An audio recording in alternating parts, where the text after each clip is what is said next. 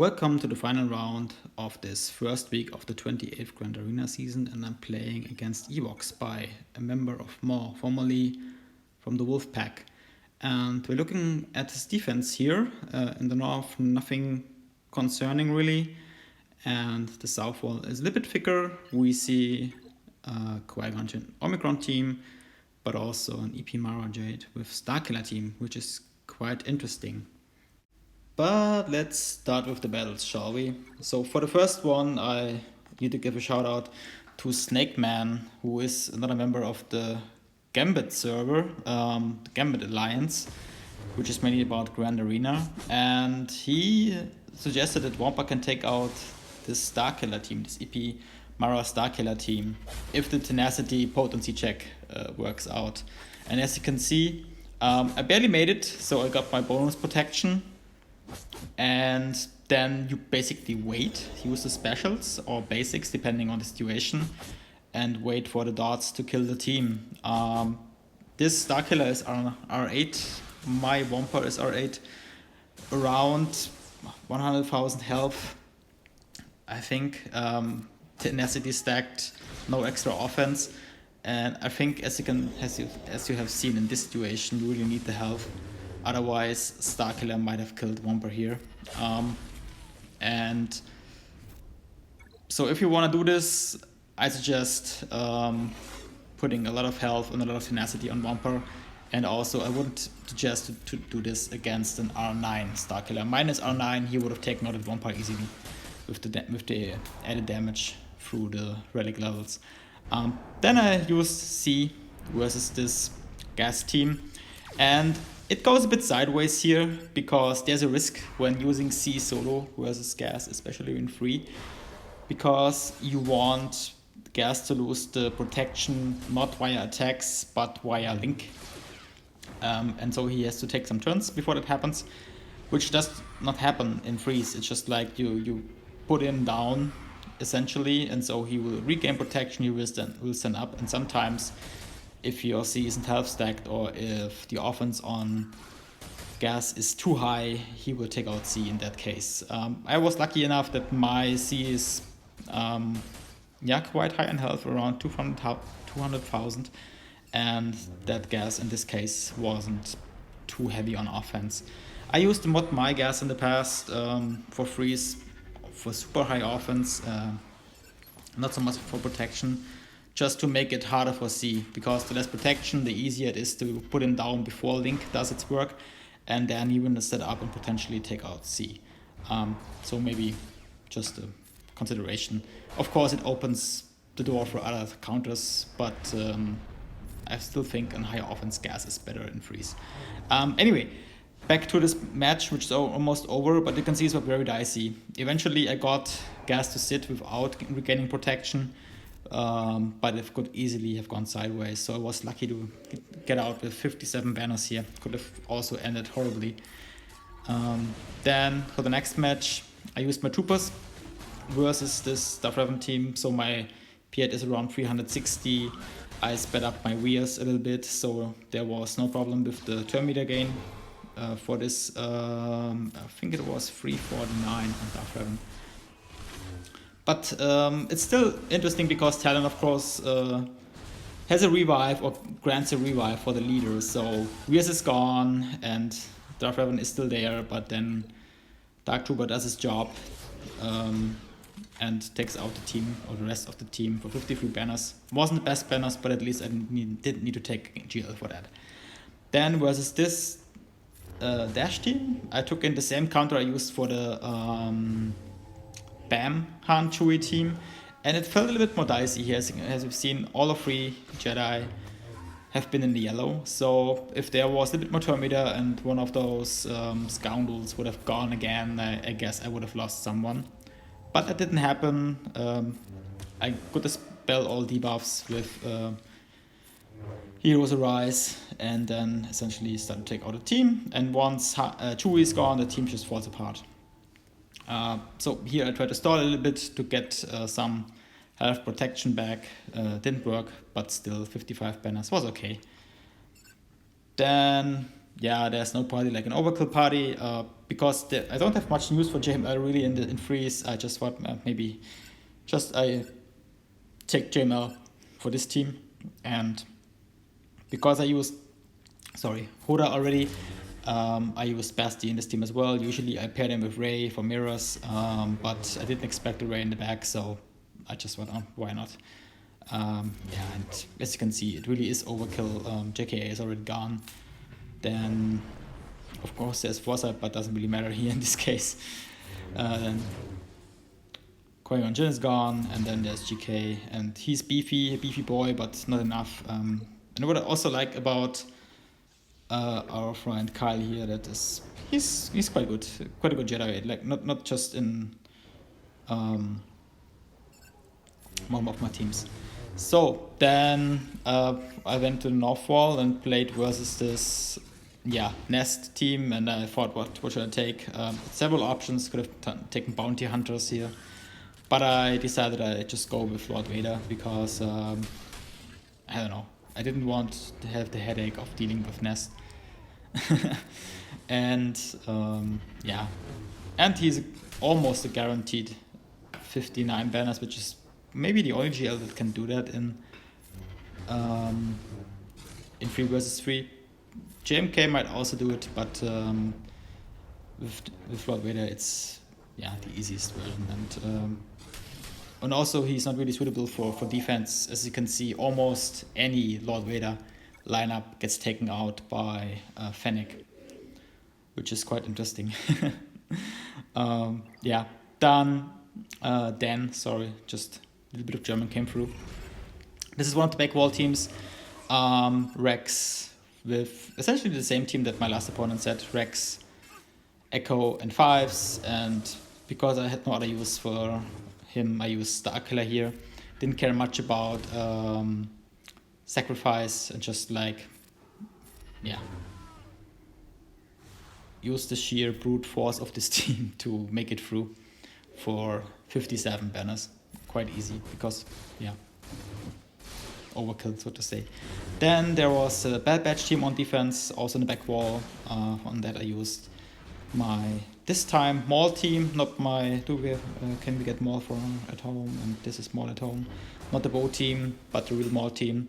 And of course, I would have had other Mandalorians who would have been faster, but I used Armor because I wanted her Mass Assist as the opener to already reduce the amount of protection and health I have to chew through on Hunter. Because especially if Wrecker is modded for a lot of protection or health, it can get a bit trickier to take out the team, but in that case it wasn't really that case. It can get trickier because you need more attacks on them. That's why I wanted to have the Mass Assist in the beginning and to take out a team.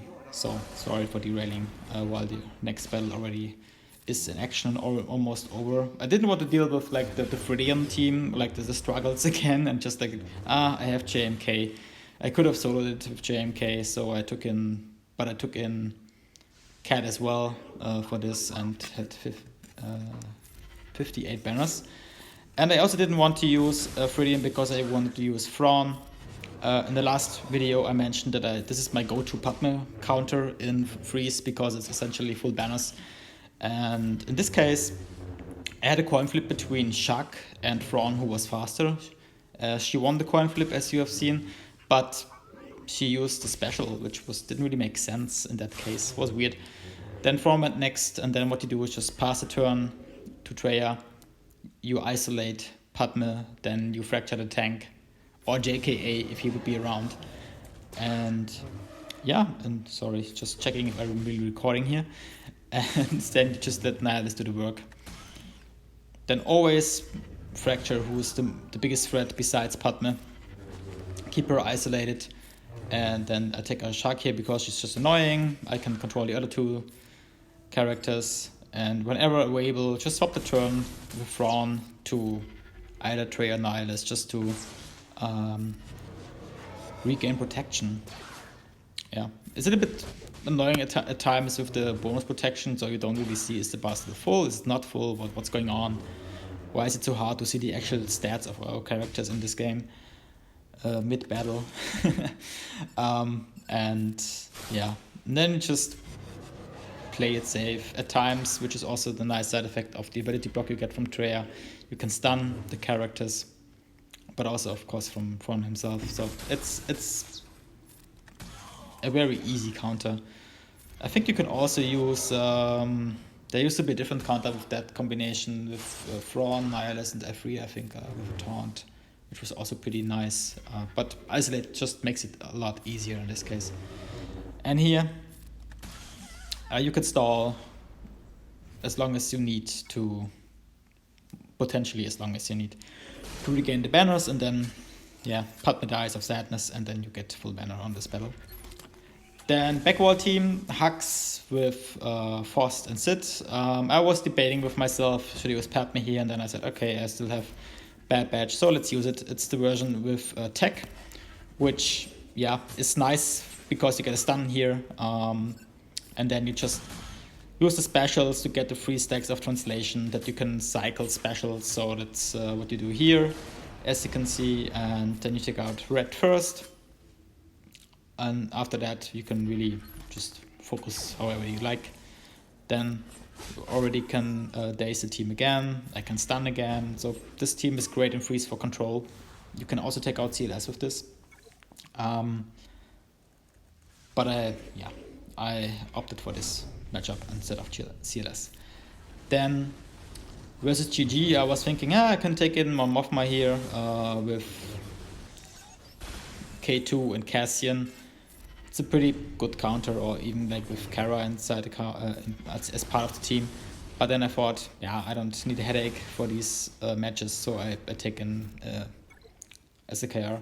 And when I say headache, I actually mean like heart attack, because I've noticed that I like these matches with the where you have a lot of high pressure to really battle for each banner, where each banner counts. It puts me under so much pressure that it's almost like unhealthy for me. That's I really noticed that recently, and also takes the fun out for me out of this game.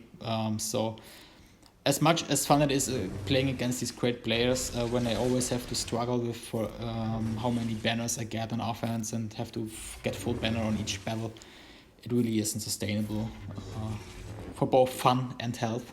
So I might have to do something about it. So maybe I just like play full defense again, or maybe just like play for fun instead of like playing competitive. We will see. I mean competitive, quote unquote, right? It's still for fun, but some people make a big deal out of it. While I'm doing a little rant here, why is my body acting like this? Why is my heart racing when I'm playing the game? I'm taking out this new team. Again, pretty straightforward, as shown in previous battles. Take out B1, take out Django, then take out Newt, and ideally get a lot of assists or call to assist to regain protection under JKR lead, which doesn't happen so much here. So unfortunately I didn't get good banners here, but at least it was a one-shot, like 55 banners, 2 banners missing, but that was okay. Then the backwall team. This Boba Fett Sign of Django mashup with the Scoundrels. After I was fighting it, I realized I could have taken Rey solo. It wouldn't have been a problem, because the team is actually quite weak, which I didn't expect, to be honest. On paper it looked better, or it felt stronger, but then when you see this, it's you could have soloed it anyway.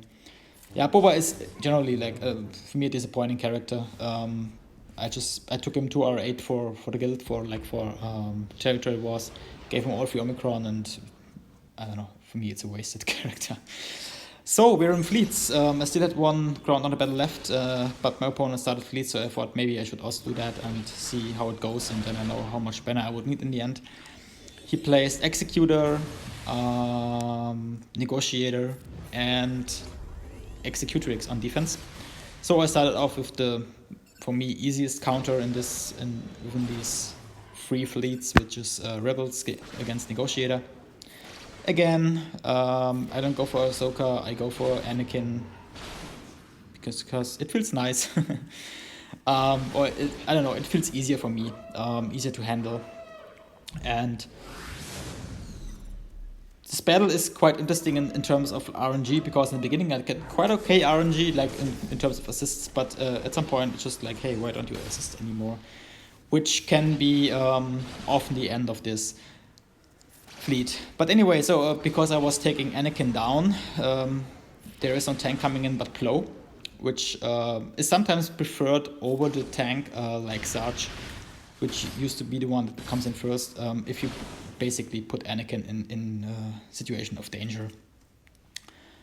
Then, I could take out Anakin. After Cassian came in, then I could take Plo, and here I don't use the basic from the capital ship because all my ships are dazed. And I have to wait a little bit before I can do the wiggle. You might have noticed that I also do the wiggle almost never in the beginning, because I think it's a wasted turn. I don't need it at that point. I have no debuffs. I don't get anything from it, so I don't do it. Then debuffs are almost all gone, and I only do the 5s. And as you can see, almost no assisting anymore. But then there is this nice special from Bigs, so they assist, and then I can take out 5s, and I get 70 for Venice. And then comes my downfall. I knew that versus this comp of Executor, there's a very low chance for Finalizer to win. It's not 0, it's like, I think like 40% or something. But it really comes down to good RNG in some bits of the battle. And here is like one bit where it doesn't happen. At going to the Terminator, I cannot do ability block on Hound's Tooth, which I can do now, but still there is a taunt, so I cannot get around it, so I cannot take out IG 2000. You might say, so why don't you play the mirror here in this case? And I didn't play the mirror on purpose because I wanted to see, I know it's a high risk battle, but I want to see how far I can go, like with this Finalizer fleet.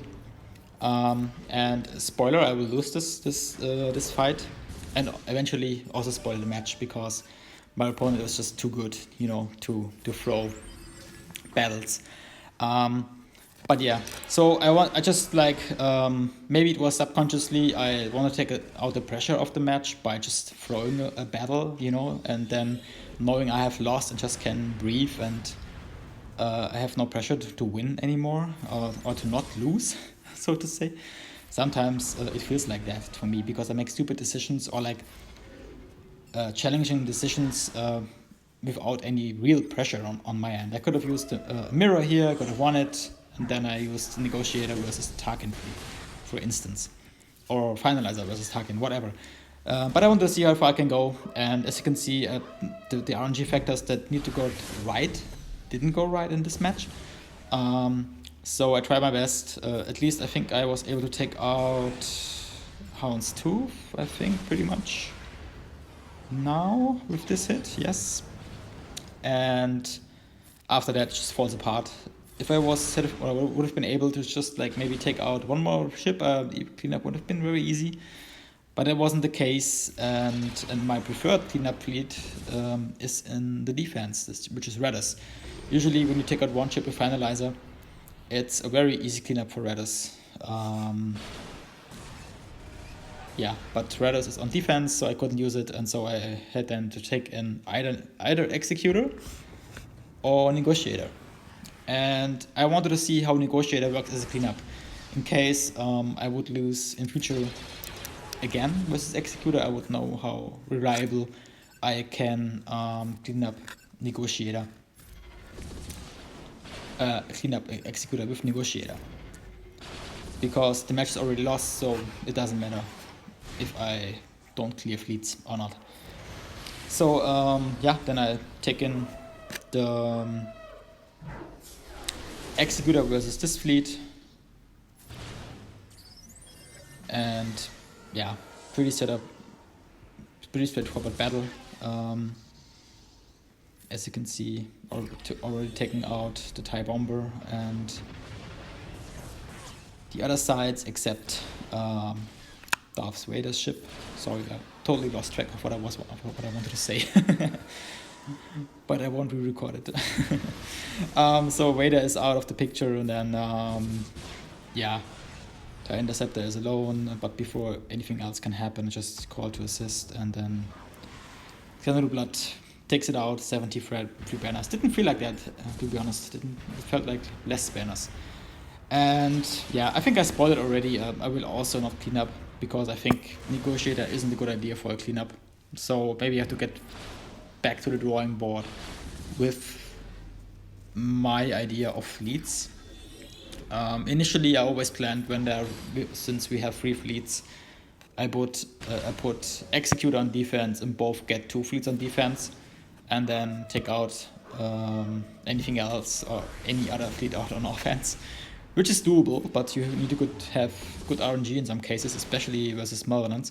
And so I checked out of that a little bit, but maybe I should go back to that strategy, because yeah, fleets is still where it decides the match. As you can see, you can play as efficient as you want on ground, not over battle, have all GLs on offense and still lose, because there's a dicey matchup you have to take, because your opponent just like outsmarted you in that regard. Or you willingly took the risk, maybe put it like that. But of course the defense was great as well.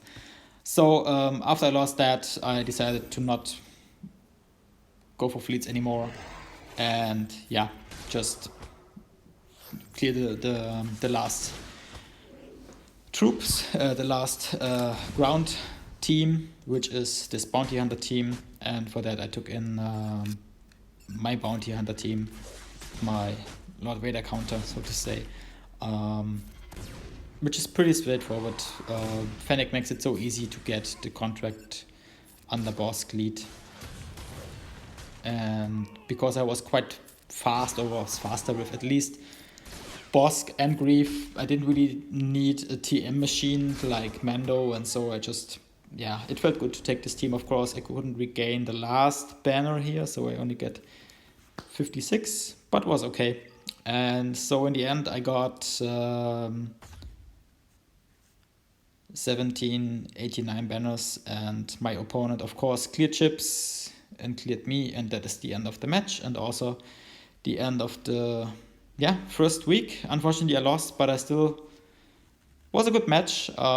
Very stressful again. So as I said, I will make some changes for the next week, for the next weeks to come. But overall, it was like a positive outcome. Like 2-1 is okay. So you steady go up in the leaderboard still, even though this is not the main goal of myself. But anyway, thanks for watching, and have a great day.